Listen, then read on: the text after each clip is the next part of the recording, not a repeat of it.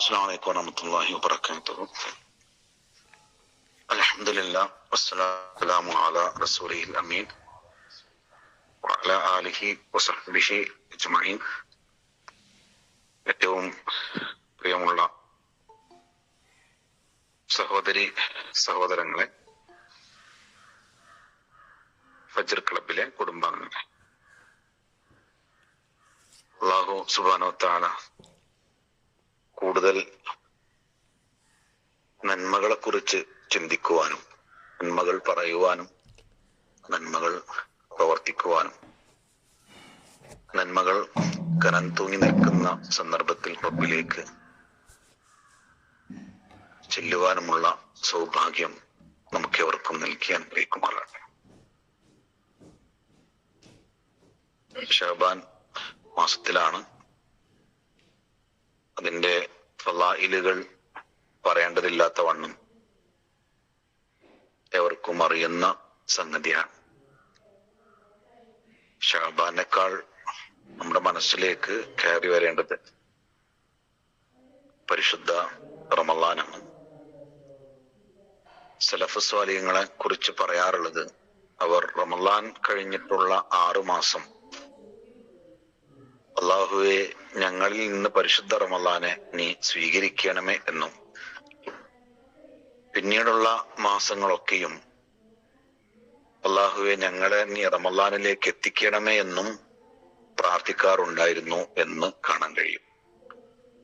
അപ്പൊ ജീവിതത്തെ റമളാനിന് ചുറ്റും കറങ്ങുന്ന ഒന്നാക്കിയിട്ട് മാറ്റുക എന്നതായിരുന്നു അവരുടെ ഒരു ചര്യ.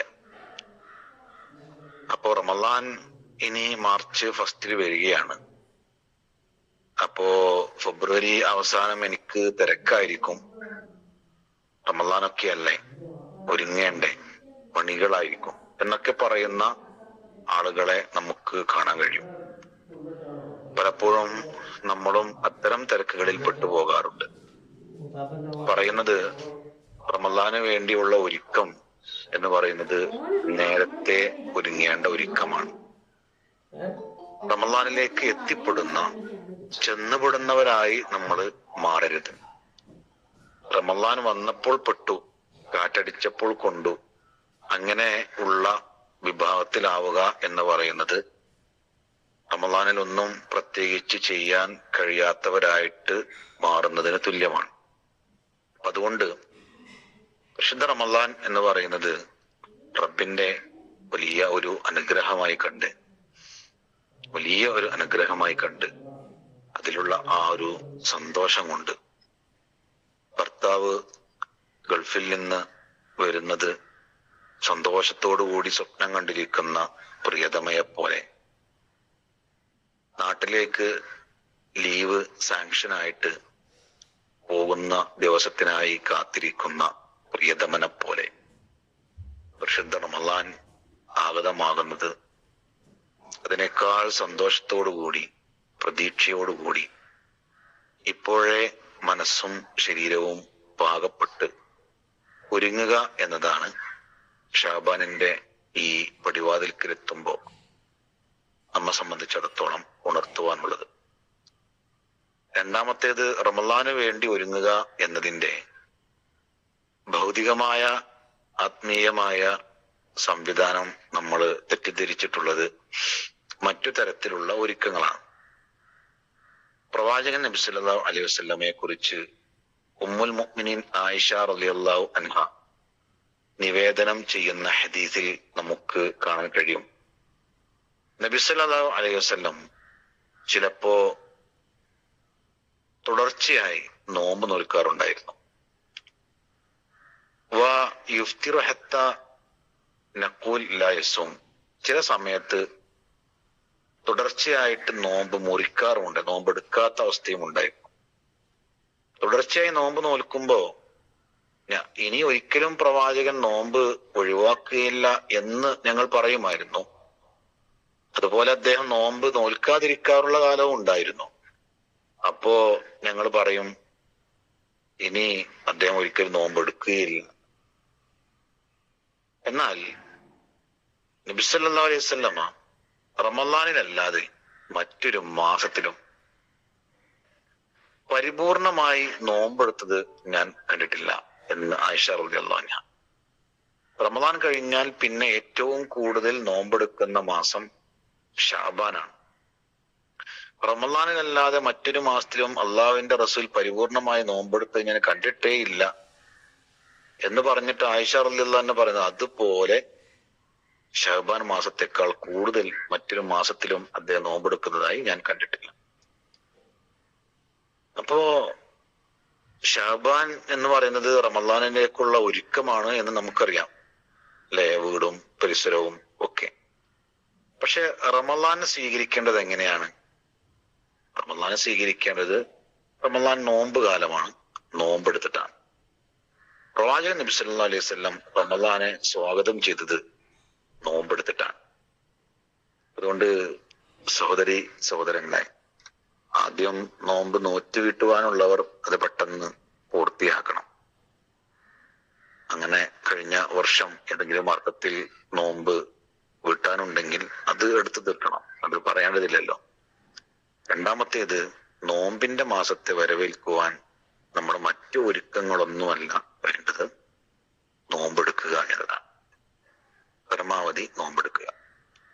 അതിൽ ഇപ്പോൾ സ്ഥിരമായി നോമ്പെടുക്കുന്ന തിങ്കളാഴ്ചയോ വ്യാഴാഴ്ചയോ ഒക്കെ സ്ഥിരമായി നോമ്പെടുക്കുന്നവർ അധികമായി ഒരു ദിവസം കൂടെ എടുക്കാൻ ശ്രമിക്കുക. സ്ഥിരമായി നോമ്പെടുക്കാത്തവരാണെങ്കിൽ തിങ്കളാഴ്ച അല്ലെങ്കിൽ വ്യാഴാഴ്ച നോമ്പുകൾ എടുക്കുക. അങ്ങനെ നോമ്പെടുത്ത് ശീലമില്ലാത്തവർ ആഴ്ചയിൽ ഒരു നോമ്പെങ്കിലും എടുക്കുക. ആഴ്ചയിൽ ഒരു നോമ്പെടുക്കുന്നവർ 2 നോമ്പെടുക്കുക. ആഴ്ചയിൽ 2 നോമ്പെടുക്കുന്നവർ 3 നോമ്പെടുക്കുക.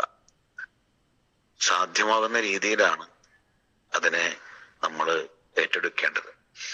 വൈകാരികമായി ഞാൻ മുഴുവൻ എടുത്തോളിയും എന്ന് പറഞ്ഞിട്ട് എടുക്കുവാൻ എനിക്കോ നിങ്ങൾക്കോ കഴിയാതെ വരികയാണെങ്കിൽ ചെയ്യാൻ കഴിയാത്തത് പറയുക എന്ന് പറയുന്നത് ശരിയല്ലല്ലോ. അപ്പൊ അതുകൊണ്ട് സാധ്യമാകുന്ന രീതിയിൽ റമളാനെ മുമ്പിൽ കണ്ടുകൊണ്ടുള്ള ഒരു ആധിക്യം നമ്മുടെ നോമ്പുകളിൽ ഉണ്ടാവണം എന്നതാണ്. പ്രവാചകൻ നബി സല്ലല്ലാഹു അലൈഹി വസല്ലമ പറയുന്നത്, ഈ റമളാൻ ആയതുകൊണ്ട് തന്നെ ആളുകൾ എന്താവും, അടുത്ത മാസം റമളാനാണല്ലോ, നോമ്പിന്റെ മാസമാണല്ലോ എന്ന് പറഞ്ഞുകൊണ്ട് ഷഅബാനിൽ അശ്രദ്ധരായി തീരും എന്നാണ്.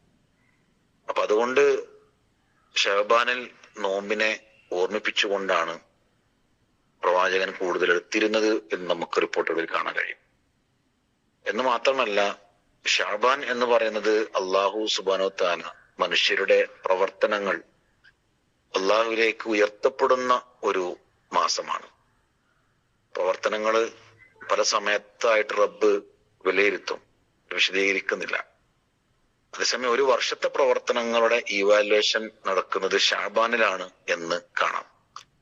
അപ്പൊ ആ സമയത്ത് നമ്മൾ നോമ്പുകാരാവുക എന്ന് പറയുന്നത് അതിന്റെ ഏറ്റവും നല്ല ഒരു അവസ്ഥയാണ്. അടിമകളുടെ അമലുകൾ എല്ലാ ദിനത്തിലും അള്ളാഹിന് മുന്നിൽ പ്രദർശിപ്പിക്കപ്പെടുന്നുണ്ട്. ആഴ്ചയിലേത് തിങ്കളാഴ്ചയും വ്യാഴവുമാണ്, വർഷത്തിലേത് ഷഅബാനിലും.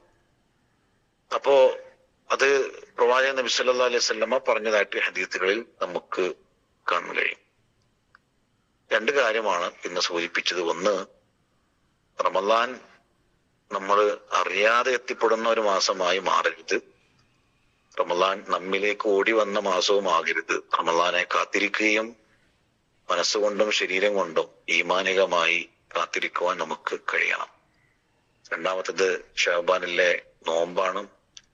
ഈ നോമ്പ് പ്രവാചകൻ നബി സല്ലല്ലാഹു അലൈഹി വസല്ലമ പരമാവധി ഷഅബാൻ നോമ്പെടുത്തിരുന്നു.